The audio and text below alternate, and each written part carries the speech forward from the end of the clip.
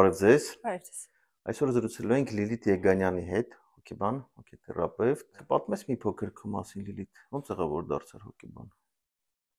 Իրականում շատ միամիտ որոշում եղավ։ Մի օրվա մեջ, երբ որ ուղակի աշխատանքի վայրում էի, այսպես որոշեցի, ինչու ոչ, որովհետև մինչև այդ ինձ շատ միշտ հետաքրքրել էր մարդու հոգեկանը,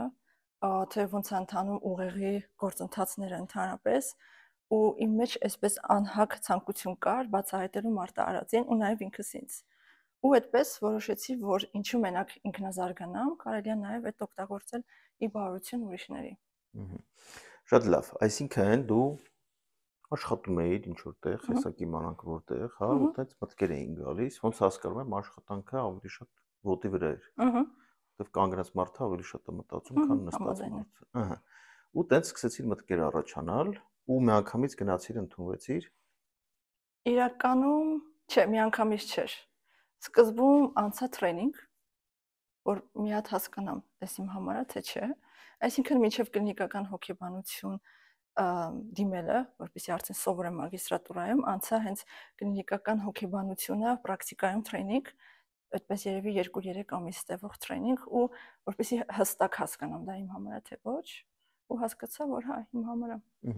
Ոնց հասկացա, դու սիրում ես հարցերին մեթոդական մոտենալ, նախապատրաստվել, ուսումնասիրել, հա։ Էլ ինչ ուժեղ կողմեր ունես։ Ինձ թվում է իմ ամենաուժեղ կողմերից են էմպաթիան ու համբերատարությունը։ Ես շատ համբերատար եմ։ Ու ընդունվեցիր Գիտությունների ազգային ակադեմիայի կլինիկական հոգեբանության մագիստրատուրա։ Հիմա մենք պայմանավորվել ենք նախորդ, որ պետքա միայն ճիշտը խոսանք։ Ոնց էր այդ կրթությունը, քեզ ինչներ լավ, ինչներ վատ, ինչներ հերիքում, ինչներ պակասում։ Նախ եւ առաջ հայտնվելը հենց հոգեբանների շրջանում, նորից հայտնվել ակադեմիական շրջանում իմ համար շատ հետաքրքիր ու կրթող, բայց ինձ թվում է, քանի որ ես անդադ սիրում զարգանալ, կրթվել, իմ համար միևնույնն է մի փոքր կիսատ է մնացել։ Անդադ իմ մոտ այդ կիսատությունը կա, որ դեռ ամեն ինչ չի, որ ես գիտեմ, դե պարզ է, չեմ կարող ամեն ինչ իմանալ, բայց ինձ թվում է, որ այդ 2-ամյա կրթությունը դեռ հերիք չի, որպեսզի ես համարվեմ թերապևտ։ Այս փուլում ինձ շատ հետաքրքրում է երկու ուղղվածություն, եւ CBT-ն եւ էկզիստենցիալ թերապիան։ Ինձ թվում է, ես երկուսն էլ կուսումնասիրեմ ու երևի թե մի օր կունենամ հենց նեղ ուղղվածությամբ արդեն աշխատեմ մարդկանց հետ։ Բայց այս քանի որ ես ինքս էլ անցել եմ երկուսով էլ, իմ անձնական թերապիան, ինձ երկուսն էլ օգնել են, բայց տարբեր ձև։ Լավ, կարող ենք մի երկու բառով ասել CBT-ն ինչ է, ինչ պրինցիպով է աշխատում եւ էկզիստենցիալ թերապիան ինչ պրինցիպով է աշխատում։ Իհարկե, էկզիստենցիալ թերապիան ավելի շատ ուսումնասիրում է մարդու կյանքի իմաստի փնտրտուքները, մահվան գաղափարը,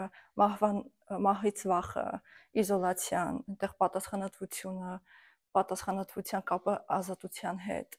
ու ավելի շատ դու գնում ես ավելի ներքինը, քո ուսումնասիրում ես քո ներքինը ավելի շատ ու ավելի քիչ ստրուկտուրիզացված է, քան CBT-ն։ CBT-ով ավելի շատ մենք դնում ենք իհարկե էկզիստենցիալով նույնպես, բայց CBT-ով մենք դնում ենք հստակ նպատակներ, այդ նպատակներին հասնելու համար։ Ու ավելի շատ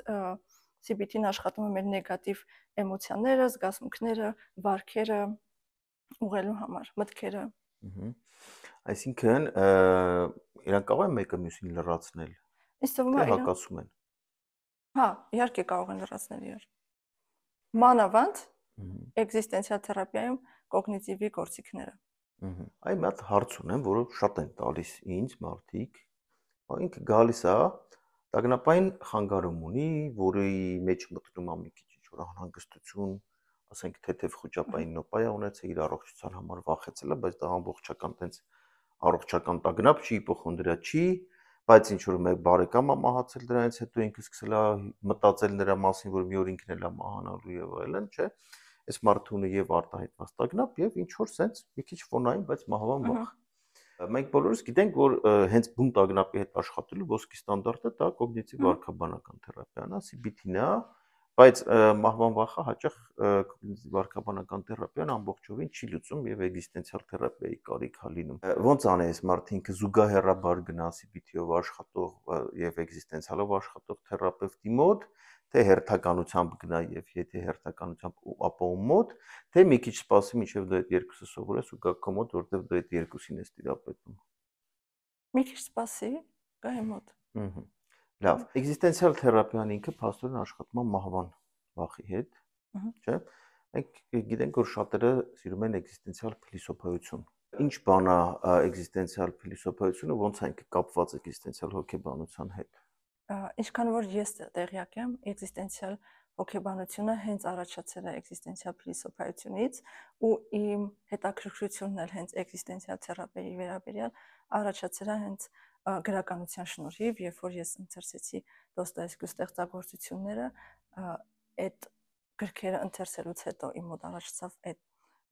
թերապիան, չգիտեմ, այդ փիլիսոփայությունը ու հոգեթերապիայի ուղղվածությունը ուսումնասիրելու ցանկությունը։ Իսկ ինչ կար այդ Դոստոևսկի գրքերում։ Ինձ միշտ հետաքրքրել էր ու հետաքրքրում էր ոնց է ինքը կարողացել այդքան խորապես ուսումնասիրել մարդու մտքերը, դրդապատճառները ու այդպես իրեն գրել։ Ну, կա վարկած, որ այդ ամեն ինչը ինքը զգացել է, չէ՞։ Ինչի հենց Դոստոևսկի, ոչ թե օրինակ Կամյու։ Իսկ թվում է զուտ այն էր պատճառը, որ Դոստոևսկին ավելի շուտ կարդացի։ Ավելի այդ երբ որ ինքս ինձ կերտման այդ փուլում էի։ Դա որ տարիքում էր։ Երևի 20, 21, 22։ Լավ, ու այդ ոնց է առհասարակ երբ որ այդ տարիքում այդ մարդկային այդ մութ կողմերն է սկսում բացահայտել, ինչ զգացողություններ ես ունենում։ Դա քեզ չի դարձնում մի քիչ ավելի միզանտրոպ, այդ ծաղկուն դեռահասային կամ երիտասարդական տարիքում, որ պետքա կյանքին ուրախանալ եւ այլն եւ այլն։ Հետաքրքիր հարց եք տալիս, մանավանդ միզանտրոպի պահը, բայց ինձ հակառակը ինձ ավելի սարքեց, երևի թե մարդասեր կարող եմ ասել ու ավելի էմպաթիկ։ Այսինքն ընդունման միջնչու փուլով ես անցնում։ Ինձ թվում է նաև ես ինքս ինձ ավելի լավ սկսեցի ճանաչել որոշ կողմերով կամ փորձեցի ճանաչել։ Էլ ինչ գրականություն կա, որ քո վրա ազդել է որպես մասնագետ, ու որպես մարդ, նաև որպես մասնագետ։ Որպես մասնագետ զավեշտալի կարող է թվալ, բայց ես հենց այդ տարիքում կարծրատիպային մտքեր եմ ունեցել հոգեթերապիայի վերաբերյալ, չգիտեմ, երևի ֆիլմերից էր կամ ինչ, չգիտեմ, ոնց որ ցույց են տալիս հենց մեդիայում հոգեբանը ինչ որ sense սառը մարդ է եւ այլն, իրականում չի էլ օգնում, ոչ մի բան հիմնական չգիտեի թերապիայի ընթացքի մասին ու չգիտեմ ոնց, բայց բարեբախտաբար իմ ձեռքը ընկավ Իրվին Յալոմի «Երբ Նիչեն լաց եղավ» գիրքը, Նիչեն գիտեի, բայց Յալոմին չգիտեի իրականում։ Ու ինձ անչափ դուր եկավ այդ հենց թերապիայի ընթացքը ու թե ինչքան կարող է օգնել այդ մարդուն ու ես իրեն շնորհակալ եմ իրականում, որ գոնե գրքի մեջ Նիչեն մի փոքր կարողացավ օգնել։ Լավ, իսկ գեղարվեստական, էդ էլ է ինչ որ չափով իհարկե գեղարվեստական։ Հա, գեղարվեստական, այս պահին կարծում եմ դոկտոր Ժիվագո, բայց շատ երկար է տևում հիմնականում այս մեկը։ Ու իհարկե գեղարվեստական ես իմ ֆենթազի մատենի տիրակալը ամենասիրելին է, իսկ ասեի։ Այ, արի մի հատ դրան անդրադառնանք, որտեվ ինձ թվում է այստեղ կլինի ասելու բան։ Ինչ է տալիս հոգեբանին մատանիների տիրակալը կարդալը։ Ինձ որպես եւ մարդ եւ հոգեբան, ինձ տալիս է շատ մեծ ռեսուրս։ Ես կարող եմ ուղղակի չունենալ տրամադրություն, չունենալ ոչ մի ռեսուրս, բայց այդ գիրքը կամ ֆիլմը նայելով նորից լիցքավորվեմ։ Երևի թե իմ ուժերը հետ կան։ Օրինակ, եթե ես կիսվեմ իմ տպավորությամբ, այդ գրքի մեջ կա մաքրություն ոչ թե բարոյականության տեսակետից, այլ կա պարզություն։ Այսինքն դու կարդում ես ամեն ինչ շատ պարզամատուցված ու ինքը հենարան է տալիս, ինչ որ զգացողություն է տալիս, որ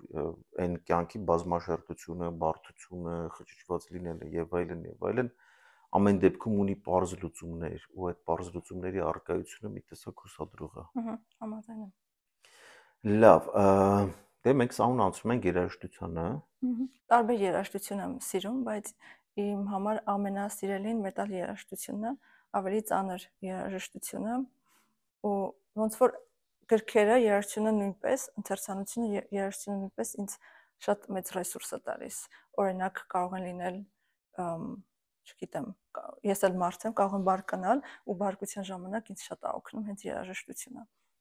Ով կարող է քեզ հիմա դիմել, պատրաստ ես։ Ես գիտեմ, որ դու արդեն քիչ-քիչ պատրաստ ես անցնել դեռ պրակտիկայի этаպում, բայց ժամանակի ընթացքում նաև արդեն պրակտիկա աշխատանքի, ով է կարող քեզ դիմել, ում ես դու կարող հիմա օգնել։ Ես կարող եմ օգնել մարդկանց, ովքեր ունեն